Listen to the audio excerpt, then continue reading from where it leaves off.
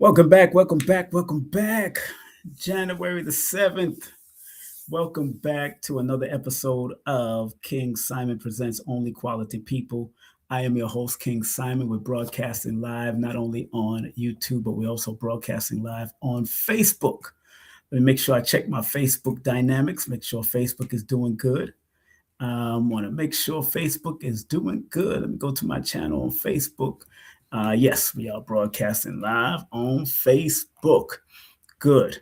How y'all feeling out there? How y'all feeling? We got a special show about security, how important security. We're going to be talking to a world renowned New York City security bodyguard. All of that. We're going to talk to him and momentarily wait for his camera to come on and lights to come on in the background, and we're going to bring him up with a well-deserved round of applause right here on King Simon Presents Only Quality People. But before we bring him on in the next few minutes, just want to remind each and every one of y'all that we got some stuff coming up, of course. Just want to remind you this coming weekend, if you're in the Delaware area, please contact my brother, Professor James Muhammad Mahadi, at the Sanuka seminar that he's doing. Dr. Moses Powell, we're doing the Dr. Moses Powell Day in Delaware over there, 4115 Concord Pike, Wilmington, Delaware. 1:30 it starts, and you can scan that QR code, or you can call the number that's on there, 302-450-6386, or you can email him for more information. So make sure you do what you got to do to make that happen. And want to remind all you beautiful people that if you this weekend, my dear brother from DTR will be interviewing me at DTR 360 Books, Dreams Turned Reality Books. He'll be interviewing me, and that's going to be at 6 p.m. on the 11th. And then later on that evening, myself and Mama Ella will be doing Numerovation on spiritual messages for 2026. And if you are going to be in New York, my birthday event, although my birthday is February the 1st, my birthday event and lecture, Activating Our Sacred Geniuses, January 30th. Doors open at 6 p.m. at Nicholas, Brooklyn, over there, Restoration Plaza, 1396 Fulton Street, 718-858-4400. Sister Kufunya Ife will be there, Priestess Yendez, myself, and Joshua Sarah, and the after birthday event and party will be from 9 to 12 midnight. And I will be going to get a lot of performances and all that good stuff. It's going to be good. Can't wait. That's going to be fun. And big up to Professor Zahalia. We already promoting early in the month of June, the end of June, June 27th. We will be in LA. We will be at Long Beach, California with her first annual Raw Life Defense Seminar. This is 30 years in. Her father is Professor Urban, GM Grandmaster Urban Muhammad, and she is having her first annual Raw Life Defense. So can't wait to see her. Can't wait to be there and mix it up with everybody and have a good time. It's going to be a fun time, I'm telling you right now. So make sure, of course, all the regular thing, make sure you support my channel. Of course, support my book. My book is Numerovation for Mental Stability. I see my guest backstage, but he's going to have to pull over and get some light. I see him backstage. He doing his thing. I'm not gonna bring him on until he does his thing. But get my book, get all my products on Amazon, or go to my Linktree /King Simon the Numerovator. Of course, I got 5 books on Amazon right now. And if you do want to advertise on my show, please email me at ksptvmedia@gmail. And text, or for faster response, text at 347-496-1022. You can text me there. All right. And if you do want to book a session, text me at 347-496-1022 as we get ready to bring on my guest in a few seconds. I got to make sure he's all right and settled. Big up to my son. He has a recording studio in New York City in Brooklyn, New York at Green Studio NYC. You can do podcasting, event production for you, artist development, and he could also do an audio book for you too. So make sure you do what you got to do. And once big up to Nicholas, Brooklyn. Support Nicholas, Brooklyn, and Nicholas Cultural right there, Restoration Plaza And last but not least, Lloyd-Strayhorn.com. Support Lloyd and everything that he does. An elder in our community that's been doing the metaphysics for many years. And also my courses on udemy.com/holistic numerovation. Okay. Let me get ready to, I think he's ready. Let's get ready to get him on. Let's make sure. So this brother here, as you can see, he's been with DMX. He's been with Ice Cube. He's been with Dougie Fresh and who I know very, especially Little Vicious. Them two I know definitely.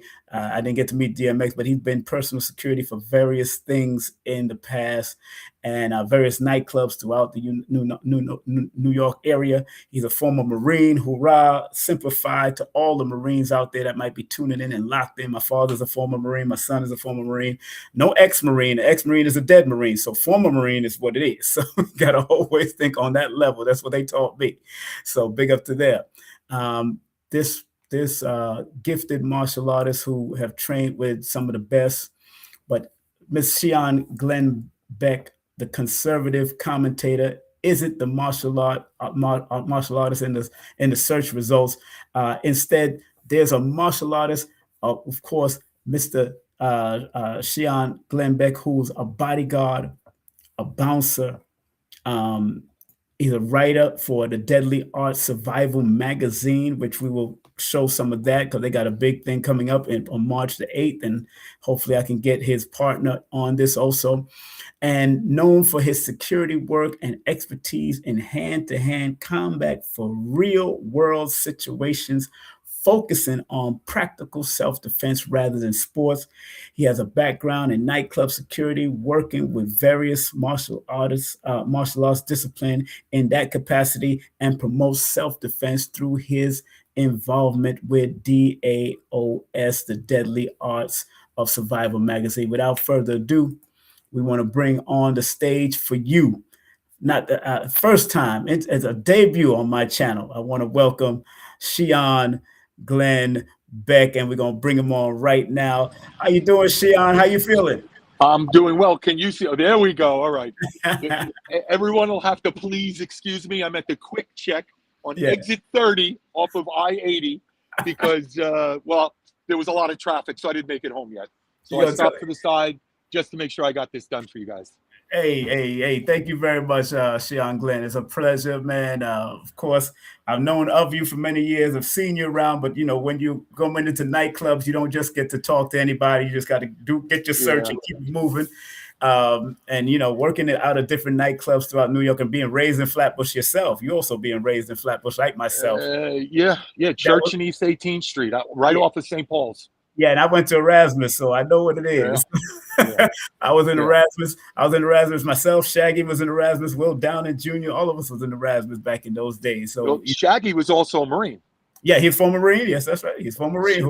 Yeah, he's also a Marine. Yeah. Matter of fact, before he went to the Marines, we was together because we was with Sting International that time. Before he went in there, he was coming back and forth to perform at Biltmore in different places. You remember Biltmore Ballroom, right? Oh yeah. I remember when it was a bowling alley. Yes, exactly. But it was a bowling alley back in the day. So we got the legendary Shihan Glen Beck in the building, man. Let me give you a well-deserved round of applause. I'll give you a round of applause for that. Oh, it sounds like a game show host. I hope I'm good looking. You're funny. So you know what I know coming out of the Marines, I know already martial arts was a part of your whole framework. Now, I trained before I got into the Marine Corps. Okay, who you trained with? No. It was a local guy. Okay, actually, two different local guys. I trained a little bit here and there before I got into the Corps. Then when I got in the Corps, I continued my training. And when I got out of the Corps, I continued my training. So okay, good. So what took you into Sugar Ryu Jiu-Jitsu? Well, because Master Sugar, Grandmaster Sugar is my brother, man. Yeah. So big up to Grandmaster Sugar wherever he's at. Well, what happened was I had gotten injured pretty badly when I was in the Corps. In fact, my left knee got blown out really bad, and I had injured my neck while in Japan. Wow. Long story, but I was jacked up for the whole year. I had 1 year left in the Corps, and I was on no duty to light duty till the day I got out. I didn't have to do anything. Right. in that sense because I was so jacked up from my neck and my knee.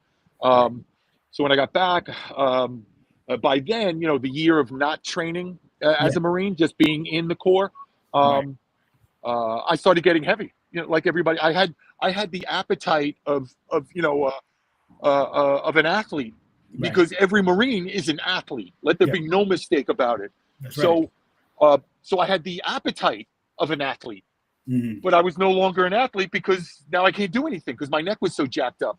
So I started gaining weight. So when I got out of the Corps, I started training. I went to, you know, I grabbed a gym membership, and I met one of his brown belts, Rodney Knight. He and I became friends immediately. And then I started training in jiu-jitsu under Rodney T. Knight. And he's the one who got me back into shape. He's the one who helped me get back into shape. And then I joined the dojo. And that's how I met Professor Cross, Grandmaster Crossan at this point. We stayed there for a couple of years. I got my first degree black belt from him. And then Grandmaster Stone, at the time, Professor Stone, Professor Stone and Professor Michael Black, they decided they were going to, they had a, you know, it was Stone's dojo, but, you know, Black, of course, was the senior instructor there. So I went with them. We all went together, and there was a bunch of us, and just started training there. Eventually, yes, go ahead. Now, coming out of the Marines, and of course, going on a hiatus because you got you got injured and all of that. But what made you stay with Sugaroo Jiu-Jitsu? Because I know Marine Corps usually train very hard, and they like you said, they're athletics, and they learn to run through people real quick. They're not into just, you know, all the fancy and the kiosk. What made you stay with Sugaroo Jiu-Jitsu? Well, Jiu-Jitsu as a whole, the Sanukis / Sugaroo. Yes. That stuff is direct. Yes. Effective and extremely dangerous to be on the wrong end of it. That's right. And since I was running security, whether I was bodyguarding or if I was running a nightlife, fighting all the time. I was just fighting all the time. And jiu-jitsu works. Nightclubs, choke, sweep, you just locks. Everything that classical jiu-jitsu can do works if you know what you're doing, if you're not afraid to apply it, and you understand the mechanics, body mechanics, and the mechanics of the techniques. That stuff is just amazing for working as a security type bouncer, bodyguard kind of a thing. Did you ever get to meet Professor V, the late great Professor V? I did meet Professor V. I was introduced to Professor V twice, I think it was. And then when he passed away, my teacher, Professor Michael Black, there must have been about 2,000 people outside, all up in the areas when he passed away, all trying to get in. And Professor Black, who was, they had people on the stairwell, they weren't letting people up. I mean, it was crazy. And Professor Black said, he turned to me, he says, "Walk right behind me. Don't stop for anyone." I go, "Yes, sir." So as we got to the bottom of the stairs, we had to work our way into the venue because there were so many people. There must have been about, 2,000 people altogether. Yes, 2,000. And so when we got to, he got us inside. We get to the bottom of the stairs. He reaches back and grabs me and walks me up the stair behind him. Him, if I remember right, it was me, him, and Grandmaster Stone, if I remember right. And we just kept going. So we got up there to say our last respects to Professor V. Oh man, did he ever get to touch you? Ever get to touch hands with him?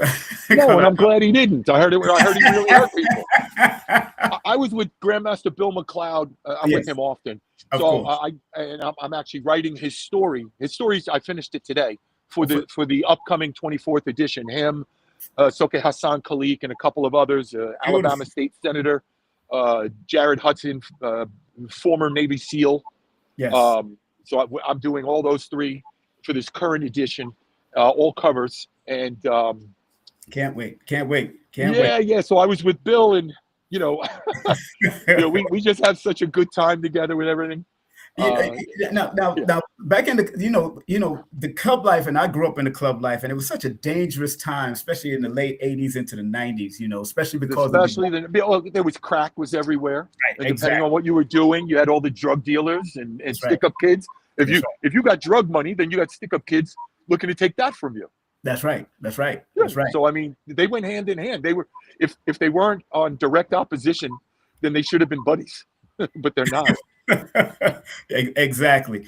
With all that going on, what were some of the strategic moves that you, as a security person and bodyguard at certain instances, what are some of the strategic things that you had to do to prep that area, that club per se, especially when you're dealing with exits and all of that, knowing what you need to use and how to prepare yourself to deal with such a big crowd or any type of audience that's coming your way? What was some of the prepping that you had to do? Well, for starters, you have to do a walkthrough if it's not already your club, if it's just a club for the night or the weekend or whatever.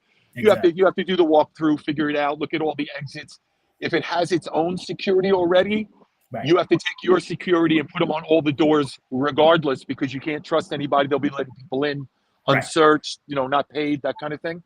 So that's the first part. And then you have to figure out the outside. What's the best way to, if you think about it like a castle, the front door is a castle. And what you have to do with it being a castle is you have to protect it. So you have to move the barricades in a very, like, everybody goes, oh, you're a bouncer, okay, you're doing this and this. There is a lot more to it than most people assume. You have to figure out how to set up the barricades depending on the crowd and how many and the whole 9 yards, but whatever the logistics are, just so that you can make it defendable. And then you put the security guards in certain areas, and not all security is made the same. That's true. You can have a guy who's 7 foot tall, but he's a 7 foot tall punk, unfortunately. That's right. So you have to know where to put him. Like, you put him at the front door because he looks, strong. He's 7 foot tall. You're like, yeah, I'm not messing around with him. So that keeps most, stuff like that. It keeps most of these guys online, quiet, the whole 9 yards. Then we let them in, and then of course, whoever some of the bigger guys are, once we've gotten everybody in, we let them go walk around in pairs or whatever, depending on how many guards you have, the event. Like, for instance, I do a Caribbean party. I do it a couple times a year for them. They're called Shore Blue. Right. And Shore Blue, they do all these parties. They do Blue Vino in June, and they do it's called PCD, post Carnival Depression. So they do this big Caribbean. They do this big Caribbean party, like 2,000 to 3,000 people, closer to 3. Yeah. They do it once a year, right after Carnival. And I need 70 guys at some of these venues. Right. Of course. I need, and not because it's a bad crowd. In fact, just the opposite. It is a tremendous crowd. I've been working with them for about 15 years. Right. And do you need me to stand in one place? I mean, it's up to you. You might be, if you need to move, because you outside. Yeah. I've been driving, so I'm a little. I understand. I keep moving. I like, hey, that's what we do. Touch and go. Touch and go. Right. So I do their parties once a year. We do about 70 guards. Blah blah blah. Tremendous crowd. No problems. I've been doing them 15 years. I put my hands on somebody one time. Once. How many parties I've done with them? 50, 60. I don't know. Wow. However many parties I've done with them, we had one problem once, and it was minuscule. Right. It was minuscule. Yeah. And those that are just tuning in, we are here with Shihan Glen Beck, martial artist, celebrity security, bodyguard, and much more. Of course, also one of the contributing writers and partners of the Deadly Arts of Survival magazine. I got the website pinned in the chat. It's also, if people want to buy those magazines or find out what they're doing, coming up with the next seminar that they got coming up. That's going to be powerful. And I'm so proud of what Brother Master Nathan is doing. Is he Grandmaster or Master? What do he consider himself, Master? He calls himself Sensei. The reason he calls himself Sensei, even though he's a 10th degree black belt, is because it's gotten so bastardized. Yes. Meaning, you get a guy who's got paperwork. He's 39 years old, and quote unquote, you're a 10th degree black belt. Are you kidding me? Are you kidding me? Like, just because, right, it doesn't work that way, right? Just because you're 40 years old, you should have almost 50 years of martial arts experience before you're even coming close to that.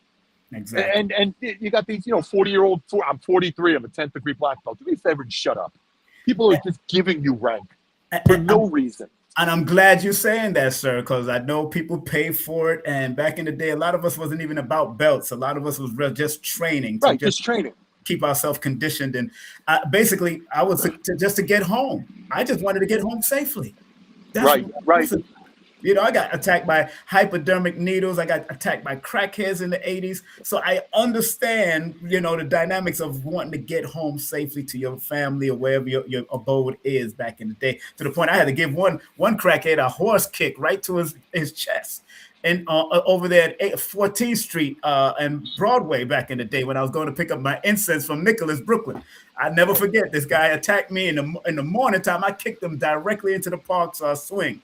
And I just kept on moving and I left, but that's why, the giving away of belts, the way people train, like I used to hear from Dr. Powell or hear from in a comic, because I never really got on the mat with Dr. Powell because I wasn't a black belt yet. I wasn't getting into the black belt. I never got another, but he used to really sit down and talk to us and converse, because I was in the music business. He would really talk to me and say, brother Simon, you got a microphone, just learn the basics and just wheel that microphone when it's time.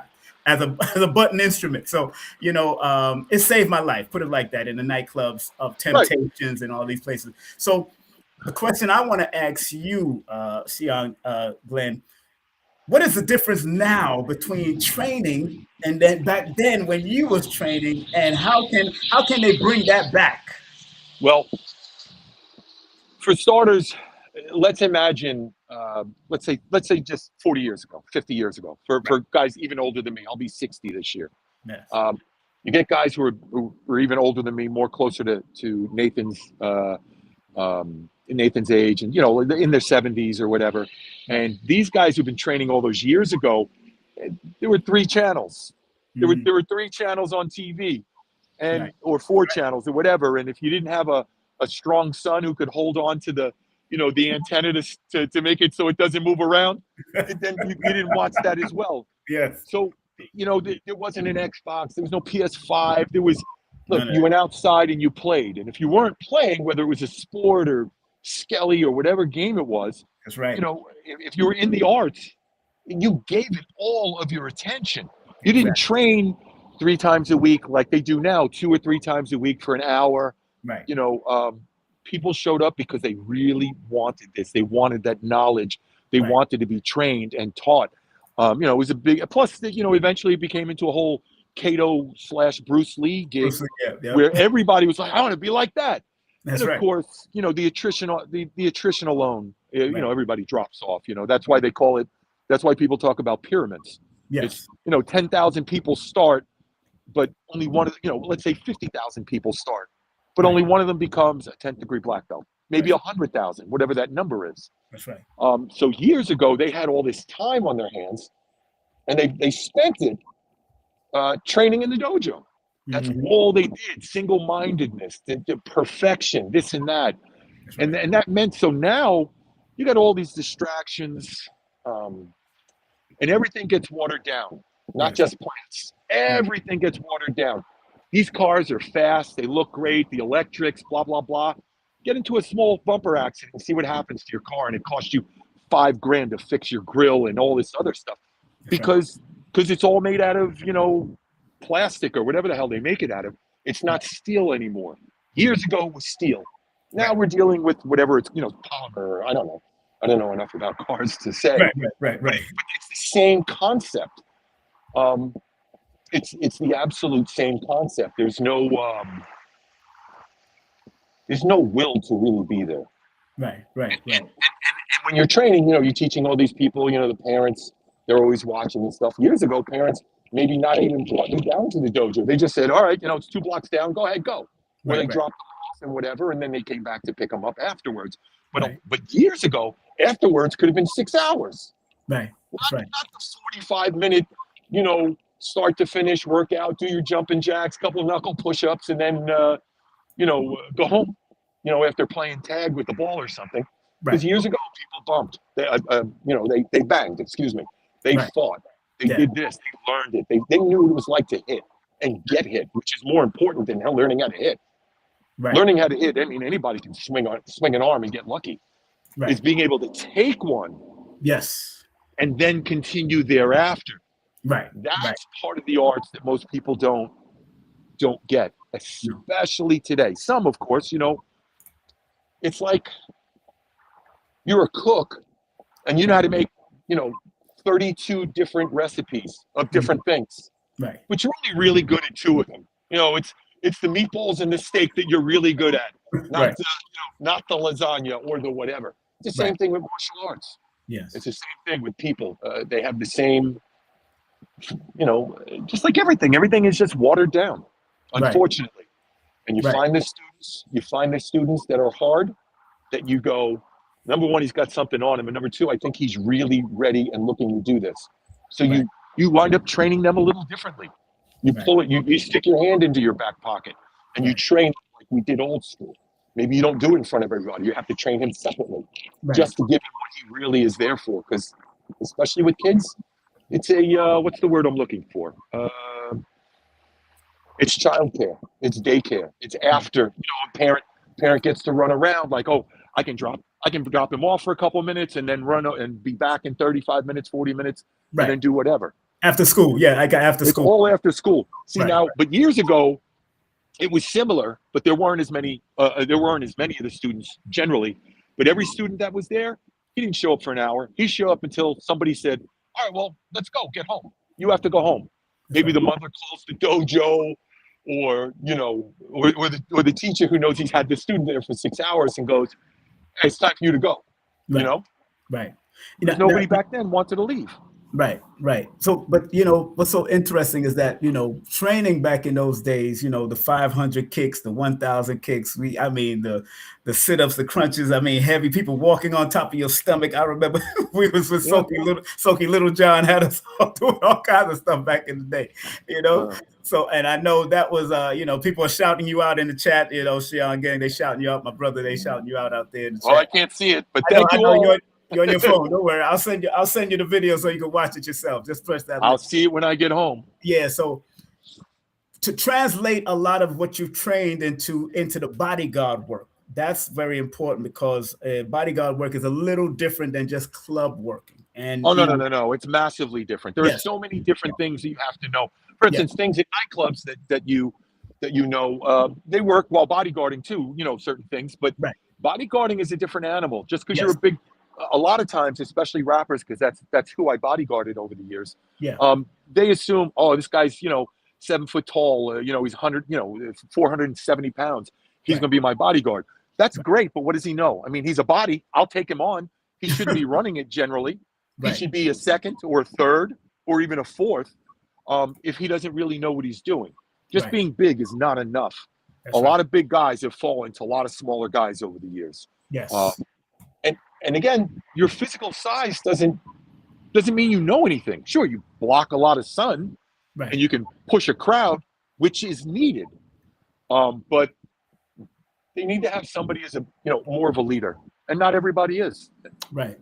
And doing security like that, thanks to GM Anthony Aziz Muhammad, who helped us to geared us up for a lot of security for the Nation of Islam back in the day, and even at projects and all of that. Each one of them have their own different vibrations. Bodyguard, projects, minister, whoever you're doing, it's all different vibrations.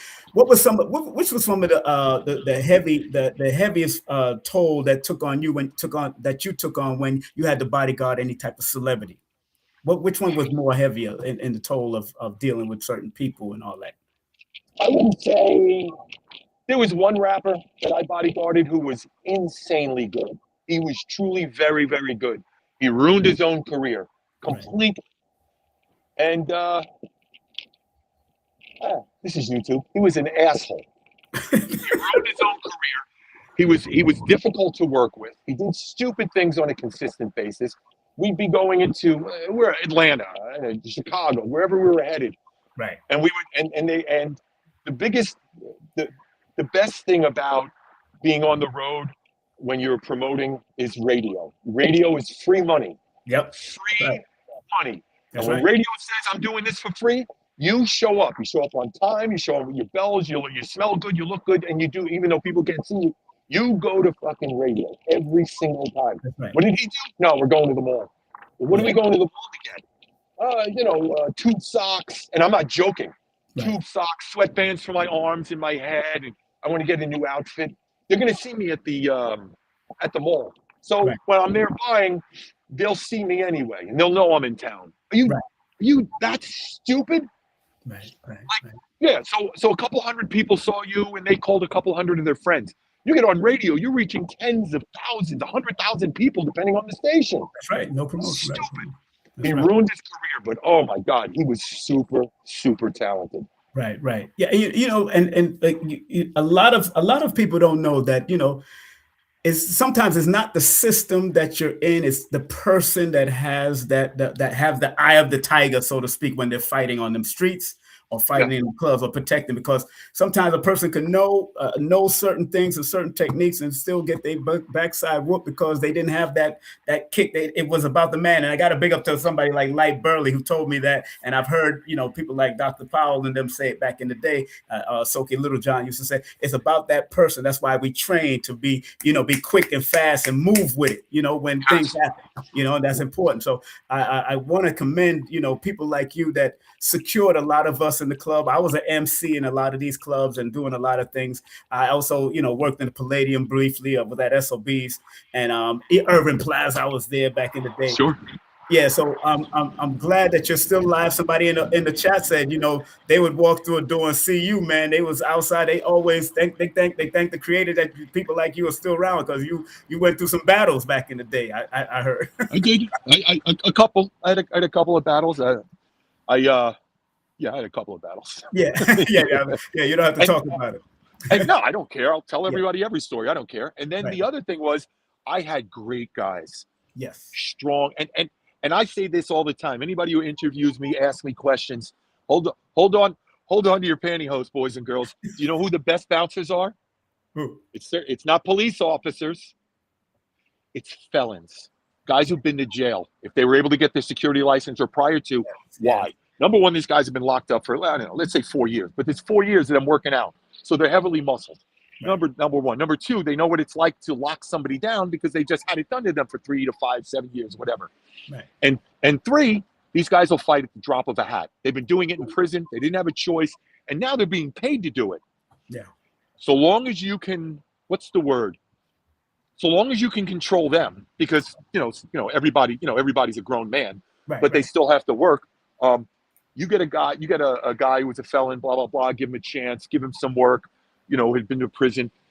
Let me tell you, you're loyal to them, they'll be loyal to you. When the fight starts, you got these guys to back you up, and not just the felons. They were professional bouncers, been doing this as long as I have, 30, 35 years. Right. And these are solid guys. These are guys. Caesar, Alex, both martial art masters that you don't want to stand in front of. Right. Big House. Big House. Ton of guys. Greg. Big House. Yeah. Greg House and I have been working together since the mid '90s. Yeah, I remember Big House. My goodness, Big House. Wow. Yeah. I haven't heard that name in a long time, other than Beast. Big up to Beast and the whole crew. Big up to them. Beast Anderson. Yes, love these brothers, man, because they helped us. They helped us. I'm a little dude, but they helped us, and it didn't matter if it was little or not. It's what you knew how to do. It was about the man and what you're going to attack and what you're going to deal with real quick. And that's what saved my life in the clubs and in those venues. Now, the way people are training now, there's a lot of paramilitary out there and all that kind of stuff. How would the dojo man and woman cope with a lot of these heavy training that's out there now, that's really doing their thing out in them in the secrets of either former Marines or former Navy SEALs? How would they do with the dojo men deal with that? Well, I'm not sure exactly. Hold on, there's a truck coming. I'm not exactly sure what you're asking. But I'm asking. How would a person that's trained in the dojo be able to deal with somebody that's trained in the SEALs or the Marines, because they're trained directly to get right to where we got to go and get out of there? How would they do with that? Because you've been in the Marines. Go ahead. Guys who are trained like Navy SEALs or these other special forces, Delta, whoever. These guys are worth anywhere between $50 and $100 million in training, military training. So these guys are elite guys. The difference is you get a guy who's in the dojo, he learns how to fight. Right? He learns how to fight. He can use his hands. If he's good, even if he's not good, he still learns how to fight. Guys in the teams and all this other stuff, they don't fight you. They destroy you. Like everyone, oh, this is what you do. You destroy the arm. You do this. You do that. These guys do it intrinsically. This is how they don't train to win a fight. They train to survive. Period. You don't move forward without surviving. That's right. So they're taking lives. So can you get into a fight with a guy, you're a martial arts, you get into a guy who's special forces and beat him? In a fight, maybe. You like a fight. But when it comes to who gets to go home, generally it's them. And not because they're the best fighters either. It's because they have the will of a mountain made of iron to never lose, to never worry about the cold. I mean, these guys are, look, I was a Marine, and these guys blow us away. Blow us away like we're standing still.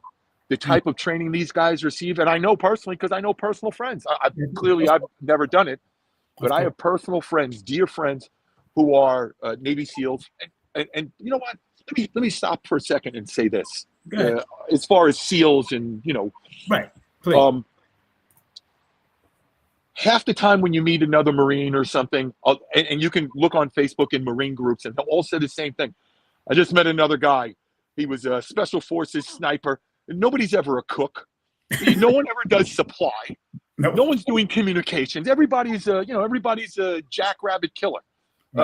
And most of them are just lying, obviously, for not obvious reasons. They just, I don't know, whatever's wrong with them.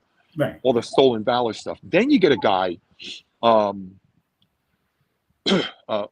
just lost my train of thought for a second. Hold on. So I was talking about, okay. So I've met Navy SEALs since I've been out of the Marine Corps. When I was in the Marine Corps, in communication school, I met 4 guys who were Navy SEALs. They were SEALs. We're in the Navy. They're in the Navy. I'm in the Marine Corps. We're in 29 Palms, California, training at So I met four SEALs and had not met another one in the remaining 3 years and 9 months. I had met another one while I was in the Corps, except for that. So then I get out of the Marine Corps and I'm running nightclubs, I'm running bouncers, I'm bodyguarding. I must have met in the past 30 some odd years, maybe 50, 45, 50, I don't know, whatever the number is. I was a Navy SEAL. I told almost every single one of them, you're a fucking liar. You're no fucking Navy SEAL. Like, it's ridiculous. It's like, get out of here. I met about 50 of them. I was a Navy SEAL. Get out of here. I met two guys the whole time I've been in the nightlife industry and friends and stuff. One of them was Jerry, the Hammer. He was a bouncer, the nightclub manager. They used to call him the Hammer. He definitely 1,000,000,000% was a frogman. And then another guy I met many years later, a few years back, and Chris is definitely a Navy SEAL. In fact, he's one of my buddies that introduced me to the other guys and stuff. Yep. Man, a lot of people, again, family we have with us, he's moving around because he's out. He couldn't make it to it. Cold. Yeah. And I like that he's he's right around the brick wall, so he know how to use that in case of emergency. Yeah. If there's an emergency, I'm jumping in this garbage can over here. They can pull me out when I wake up. Right. I'm not gonna keep you so long, but now let's talk about as long as you need. We're good. Let's talk about this magazine. Of course, I want to show the magazine. I'm gonna show it. You're not gonna be able to see it, of course, but I'm gonna show it and share screen with the magazine website. The website. Yeah. The Deadly Arts. Yeah, because all my magazines that I bought are all in Georgia because I have it in storage. But yes, I have right now. You got the next one coming out with Hassan Khalik, Soke Hassan, beautiful, my brother Soke Hassan. That's going to be, they got the next mag. You got a whole bunch of mag. I got a few of them myself, and there's a whole video with brother Nathan, Sensei Nathan with Queen's Flip on there. That was a good one. I seen that one. That was good. I watched that whole thing. So family, make sure y'all support the Deadly theartsofsurvival.com magazine. Go get that magazine and go learn. It's it's now the popular #1 on Amazon right now, as far as, because we grew up in the karate. We grew up on what the other magazine that was back in the day. I'm not going to tell you. Because it's not our magazine. We're not in competition with them. Working. And we are currently right. the #1 selling martial arts magazine in the world. We're in over 120 countries. Right. And we do it different. And y'all do, because I remember talking to Master Duncan on my radio show, and he said, there was racism back in the day that was heavy. Oh, tons of. Yeah, and that kind of stunted a lot. Even Steve Muhammad, Siju Steve would talk about it, but I had Master Duncan before he passed, may he rest in peace, speak on my radio show back in the 90s about that. And he was really, he's really upset because a lot of men, melanated men or black men, lost championship due to that, And how do you feel about that? Because I know you come from the Marines, and I know you came, of course, everybody know what type of person you are. How do you feel about that, the injustice to certain martial artists back in the day till now? Some of them are getting it right now, some of these people. Well, for starters, I grew up on Church and East 18th Street in Brooklyn, Flatbush Avenue. That's right. So I'm going to get to your answer, but I wanted to give you some background so you understand. And when I was a kid, the neighborhood was all white. I had nothing to do with it. It was just all white. No, that's right. And then it changed. All white people left. My family and I stayed. And then, blacks and Puerto Ricans were coming in. But, throughout the neighborhood, and the dynamic changed. That's right. So now I'm 13, 14 years old, and the dynamic had changed, and I got picked on relentlessly. Not just because I was white or because they were black or Spanish. And there's gonna be a lot of people out there smiling and going, yeah. It was about the 5% nation. Yes, because there was all this stuff going on. It was the 80s. Yeah.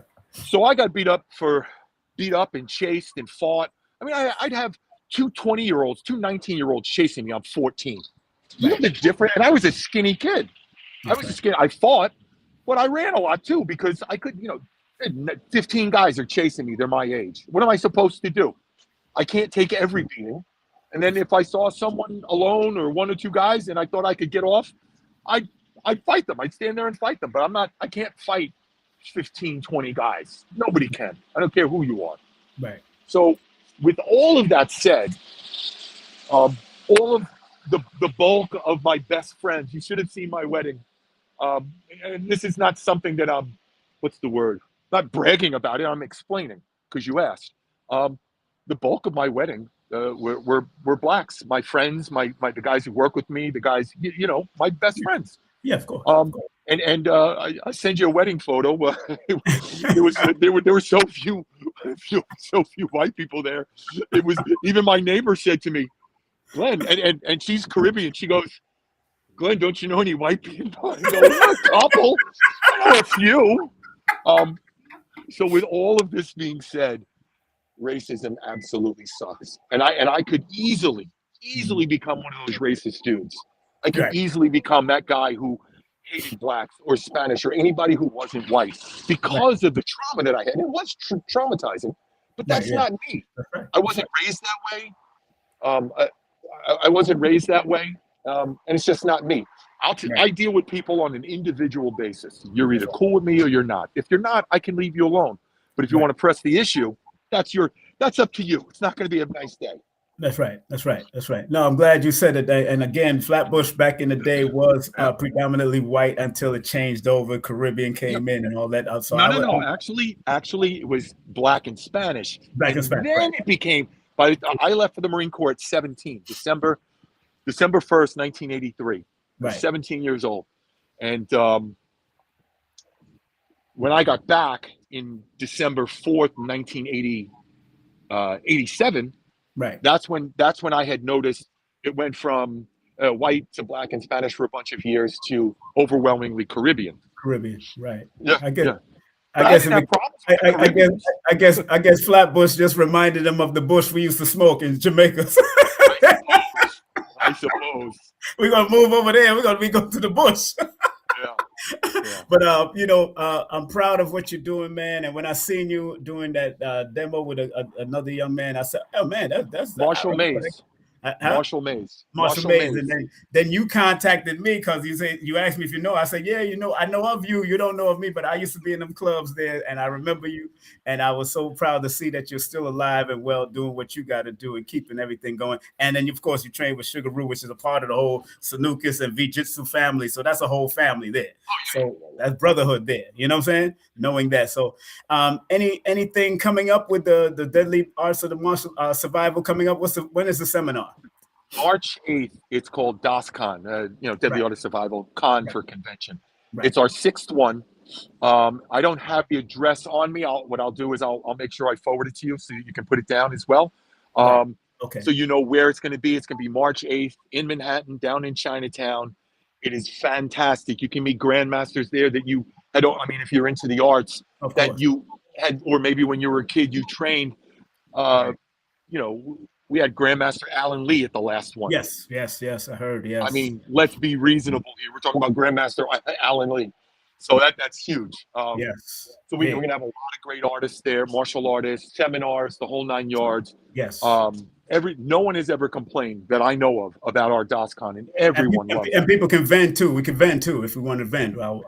People can vend if they want to, right? They got vendors. Oh yeah. There are vendors. Absolutely, they can if they need to. I mean, they can reach you. They can reach me. They could reach Jacob, because Jacob normally handles the vendors and this stuff. So if anybody, I mean, so long as it's not right, of course, something illegal, you can sell what you'd like there and be a vendor.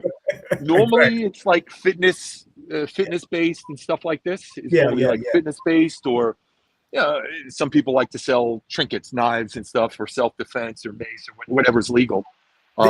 Did you ever get to come out to the one that they did, that Wesley Snipes did in '98? Because I was there. I did not. Okay. I did not. We was there, and that was that last time I seen, of course, the Puppet, Master Grandmaster Puppet, Cofield, all of them. Even Sugar did a great demo of that time over there. So it was everybody was there. Doc, great.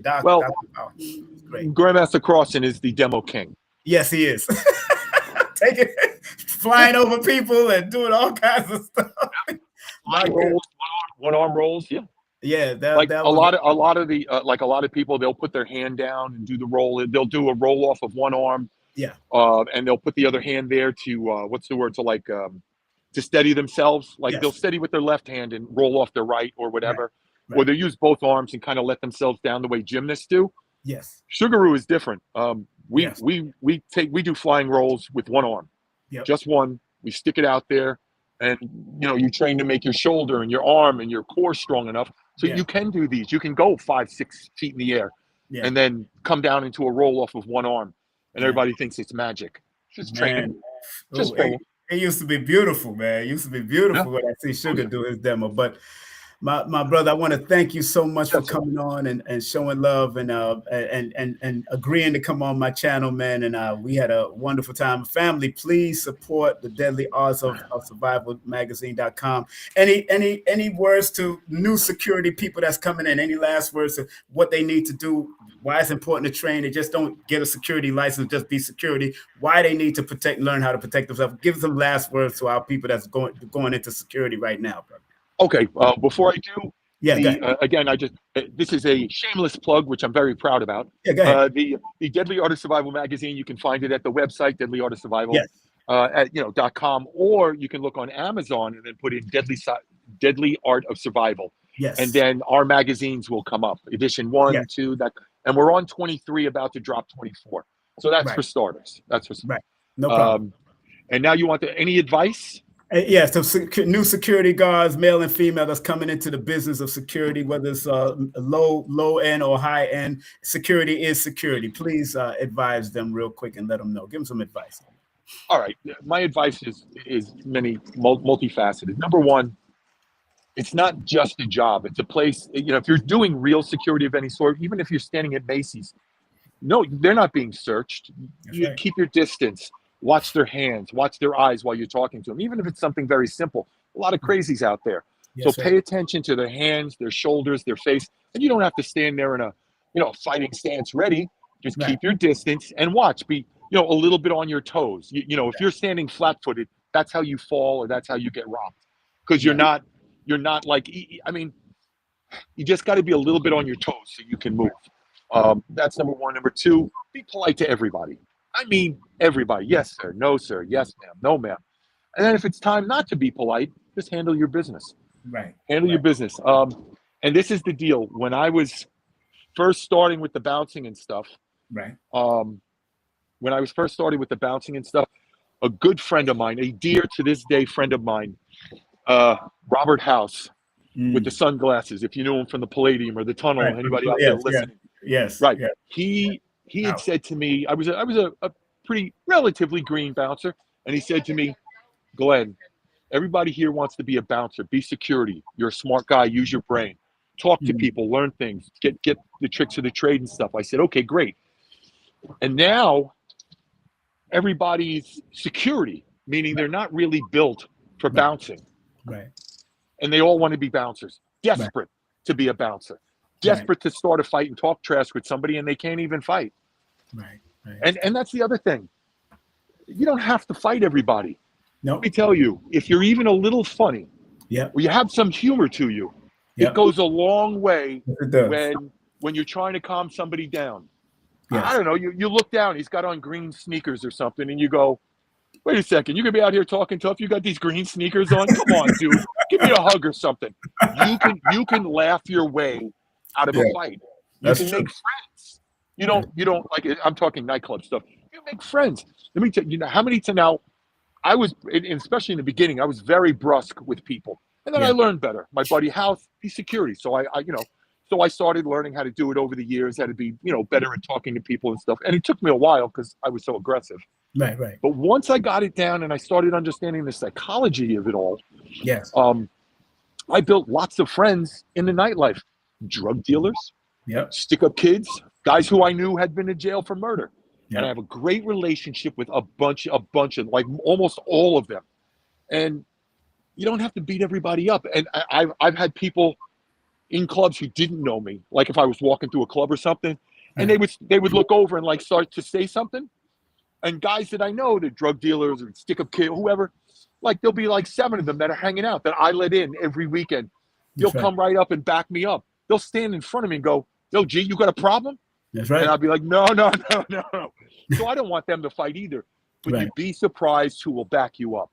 Yes. I've had that happen to me a few times in the reggae clubs and all of that. So I know what you mean, bro. Believe me, I know what you mean. So I want to thank you, man, for that advice. Because one of my younger sons is getting into security, and I'm like, okay, he's 19. Okay, you want to do security, beautiful, but you gotta also know how to secure the mind first before you have to use your fists, and that's how important it is. And I'm thankful for people like you and those that you've trained with, and all the people that I've trained with. And I thank you, man, for even taking the time out to come and do this for me. Yes, sir.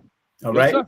So anytime you want to talk, we'll talk later after you're done with the rest of what you're doing. Yeah, we'll talk on the phone, and I definitely want to get Sensei Nathan on, and if you could talk to him, I'd definitely love to have him on. I'll work it out. It out. He'll be on one way or another. All right. Appreciate you, man. All right, get home safe. Thank you so much. Yeah, thanks you, ladies and gentlemen. I hope you had a good. I hope you enjoyed what I said. Hey, we gave a good 50 minutes, man. We did a good job, man. Great. Time to get home. My wife loves me. Yeah, I know, right? Wait a second. Yesterday was my 6th wedding anniversary with my wife, Nicole, who I adore. Congratulations, you man. Let me give that a round of applause. My sister's named Nicole, so big up. One of my sister's name is Nicole, so let me give that a round of applause. Congrats. Thank you. Congratulations. She's the love of my life, and I can't tell you how smitten I am with her every day. Before you leave, how important it is to have a good partner with you in life, marriage, girlfriend, or whatever, boyfriend, whatever they have. Would you please? How important it is to have a good partner with you in the security world? Please. I mean, whatever it is you're doing, even if you're cutting grass all day long in the summer in California, it's 100 degrees. You need to come home to somebody who loves you, who takes care of you, who backs you up no matter what. You're out there working, breaking your back, and you come home and you slipped at a club or whatever, and you hurt your ankle. you hurt your ankle or whatever it is. They're the ones that rub the ankle. They're the ones that feed you when you get home. That's right. All of this stuff, you can't deny That's right. the loved ones at home. That's right. You can't. That's right. They are your life, and you treat them as well as you possibly can. And if you mess up one day or one moment, be sure to apologize. That's right. Especially if you know you're wrong, apologize and make sure that you don't go to bed angry. And that's a difficult one because sometimes nobody wants to speak to each other. Right.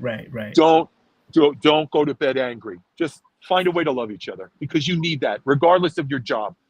Right. But when you're doing a dangerous job, you really need their backing. Yeah, exactly. And thanks to GM Anthony and Professor Bill, all of them that still have their wives with them, man, and it's a beautiful thing to see. Even Soke Littlejohn, until she passed on, all of that is so important that to have that special someone that might not be in the dojo with you, but they right there with you. You know what I'm saying? They there with you. Sir. Yes. And Professor, all of them, man, all of the great professors that still have Osei, Soke, Osei, all of them, man, of course. But thank you so much, man. Thank you so much for coming on and sharing that last part with us. Okay. Yes, sir. And thank you so much for having me. Man, it's your first debut. You did a wonderful job. And you next time we'll catch you sitting down in your computer in front of your computer. I can do that. Then you can see the top of my head. All right. Drive home safely, man. Take care. Thank you, man. Thank you, my brother. Watch your back. Everyone. Watch your back. Yes, sir. That's right. That is the legendary Glen Beck. We just had him on, man. Wow. That's a lot of history. I could have gone in more, but I didn't want to keep him outside too much because anytime you see a martial artist or a Marine walking around, that means he's watching his back. And that's what we do. Watch our back. That's why I personally don't like to do sessions and quickies out there in the street when I'm at festivals, because I have to. Anytime I go to a festival, I always make sure my back is against the wall. Go to a restaurant, your back is against the wall. We seated a certain place to watch the door, all that kind of stuff. And some people are not ready for that type of life. Some people don't respect that. Some women, you're going out to dinner with them. They're like, what? What you doing? We here to secure and protect, you know what I'm saying? So, and we want to get home safely, and that's what it is. So thanks to all those people that was out there. Thank y'all very much for coming in. Also to all of y'all that are watching and tuning in. Big up to everybody that's going to watch later, everybody that's doing their thing, again, want to say happy birthday, happy wedding anniversary to him and his wife, Nicole. Thank you very much. Nicole, thank you for taking care of Shihan Glen Beck. Thanks, Professor Bill's wife, for taking Miss McLeod, for taking care of him. Of course, Sister Aziza, GM Anthony's GM Aziz's wife, Dr. Aziz's wife, for taking care of him. Sugar Rue's wife, and of course, Little John, when his wife was taking care of him, went back in the day. Everybody that's in the martial arts world. Osei's wife, I know his wife personally. Just grateful for all of y'all and all the women behind those special martial arts men and all the men behind those special martial arts women. Because sometimes you don't have to be in the arts to be married to a martial artist. You don't have to be in the arts to be married to a martial artist. So if you are taking care of a martial artist or you're with one, understand that sometimes they're out there doing a dangerous job, and you just gotta, make sure they're balanced when they come home. So, you never want to be in the street going to war and then coming back to your house, going to war with your wife or with your husband. That doesn't make no sense. All right. So on that note, family, thank you very much for shouting this. That's right. Happy anniversary, Nicole and Glenn. Us, that's right. Us to all of you out there, that martial artists that came in to share and spread some love, man. Enough respect to you. Of course, again, make sure y'all take a look at that magazine. Let me share the magazine again, just in case you want to go and check. I have a T-shirt too. The Deadly Arts magazine, Deadly Arts of Survival magazine. I have the T-shirt. I bought the T-shirt. I gotta find where I put it though. I think it's in storage in Georgia too. But y'all know that I'm in New York right now, visiting and staying with my mom's, handling some business here, and it's all good. Big up to all of y'all. Big up to all my family that tune in. My former Marine father, my son. I hope they watch. I hope they watch. But again, those that are entering into security is not a game, and your discipline can save lives. Let me say that again. Your discipline in the security world can save lives. but most of all, it's going to save your life because it saved my life back in the day. All right. And I was doing security since I was 18, 19. So I know what it is. All right. And I'm glad that I had the training. I'm glad that I had the discipline. I mean, y'all be surprised how much, being attacked by knives and hypodermic needles, man, back in the day in elevators. I had to deal with that. Me and a few other security personnel, we had to deal with that back in the day. And I told a story about being attacked by a crackhead. Yo, those little basics, if you master the basics, like Dr. Powell told me at When Worlds Collide, just master the basics. I couldn't go in his class. I wasn't a black belt, right? But at that time, he wasn't allowing just everybody into his class. When back in the day, I heard he had children and everybody in his class. But as he got older, I understood black belt, brown belts and all that. And I wasn't there yet, but he would definitely talk to me and really pour into me as a reggae artist, as a promoter on the street, because he knew if you're a promoter on the street or you're in them clubs, you're going to have to deal. You're going to have to deal in some way. You're going to have to deal mentally as well as physically, as well as spiritually. Dr. Powell really taught me that in conversation. Never trained on the mat, just watched him. Trained with his students like Soke Littlejohn and GM Anthony and Sean Wayne and Professor Bill and all these great ones. But I wish I was up there to be able to get touched by him. But he did hit me a few times. Every time he would see me, he'd punch me in the stomach and then hit me in my face and said, "Yeah, you can't have a strong stomach and a glass jaw, Simon." He always used to say that. So you got to be able to protect yourself. He wanted me to throw my hands up. I said, but I would never throw my hands up to Dr. Powell. I was like, no. I ain't going there with him. No, I knew better. Not on them streets. So big up. Thank you very much for the new following, man. I will be having Rami, Master Rami on my channel. I'll have Master Sensei Nathan on my channel. Of course, I've had Professor Zahalia on my channel. I've had Sensei Carol on my channel. Hopefully I'm gonna have Lady Sensei and Professor Scott, Master Scott on my channel. I'm gonna have Master McEady. Yeah, I'm gonna bring the martial art, especially for the Black History Month. I want people to understand that there's people out there that are training, teaching all over the world, and that you need to help your children and yourself and your women. Women need to learn how to defend themselves. Don't let no man beat up on you or nobody on the street beat up on you. Don't do that to yourself. Learn the basics of gouging somebody's eyes out quick, taking away their breath and taking away their balance. Like Professor David James will say, BBB, blind, breath, and balance. That's all you have to focus on. Take away their sight, take away their breathing passage, take away their balance, take them down to the floor, and then scream and run. Ah, he tried to rob me. Oh my God. That's what you do after. Okay, that's what you do. That's funny, but it's true. Oh man. So make sure y'all go to the Deadly Arts of Survival magazine. Go order it on Amazon. They got some great books. Hassan Khalik is coming on, one of my teachers of information. I've never trained with him, but he used to be there with Dr. Powell too. But I watch his information and he teaches it from a scientific methodology. And remember, I got it right here. This is the convention that's happening on March the 28th, March the 8th, 2026. That's from 1 p.m. to 8 p.m. General admission is $30.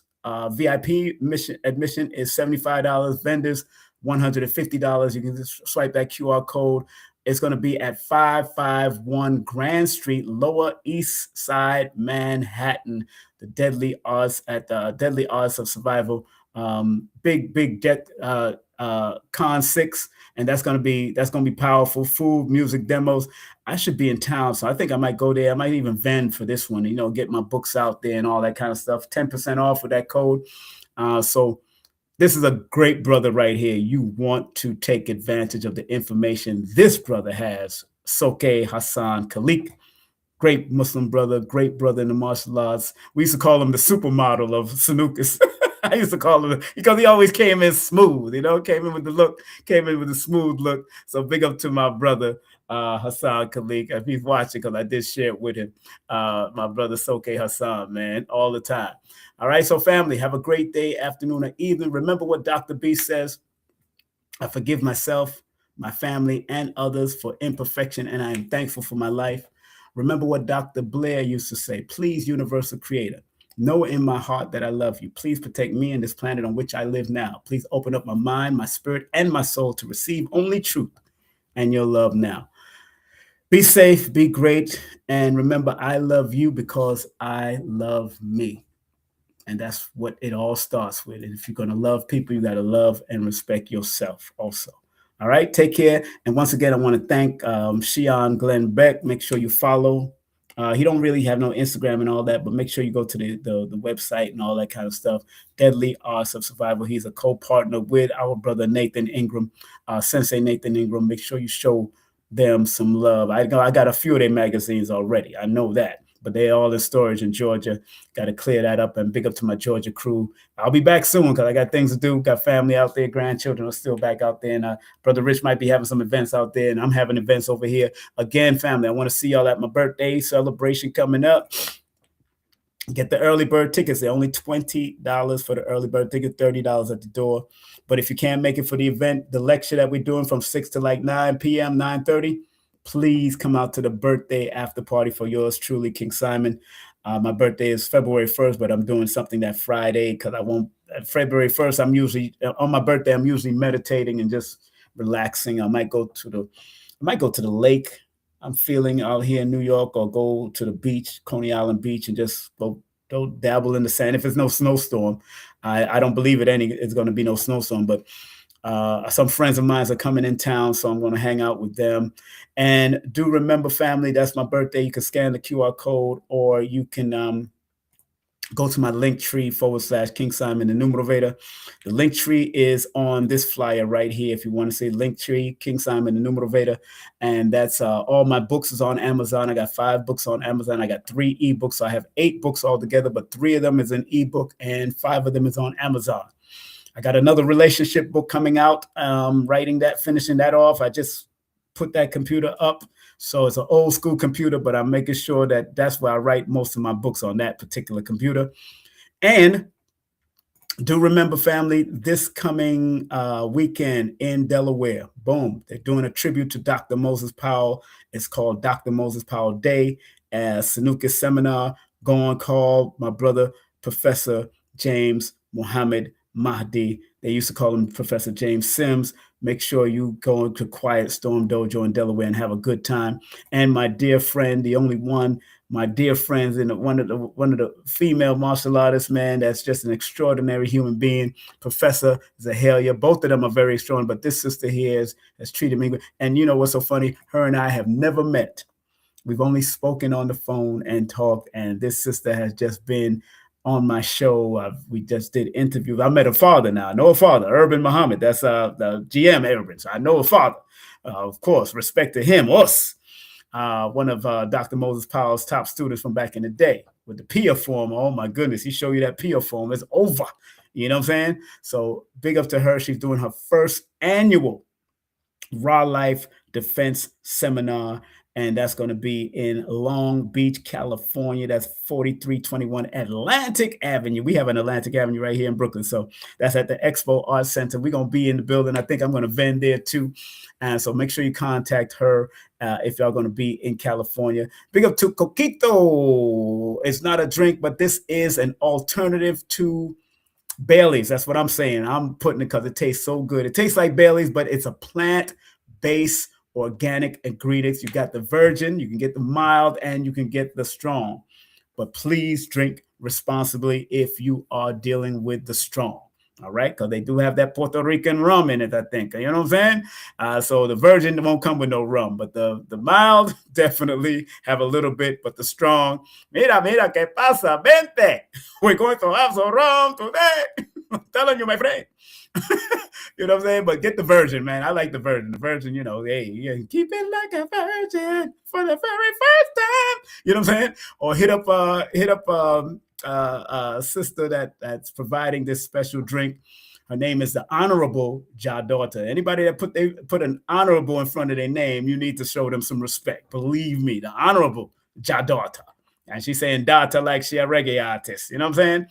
And let me see. Nicholas Brooklyn, support Nicholas, of course. and Nicholas Cultural. Support my son, Green Studio NYC, and support Lloyd-Strayhorn.com. Make sure you support him. And don't forget, I will be on DTR 360 Books on the 11th. And then later on that evening, me and the only Mama Ella will be dropping it like it's hot. Like we in the nightclub. Because me and her been in the nightclub before. So she be dropping it like it's hot. But she's also a spiritual medium. And I deal with the numbers. You know, numbers don't lie. So that's what I deal with. That's why my books are dealing with numbers and all that. So family, have a wonderful day. And I already said my prayers and affirmations. Take care. Be safe. Be great. One love. And thank you again, Shihan Glen Beck, for coming on. Peace and love.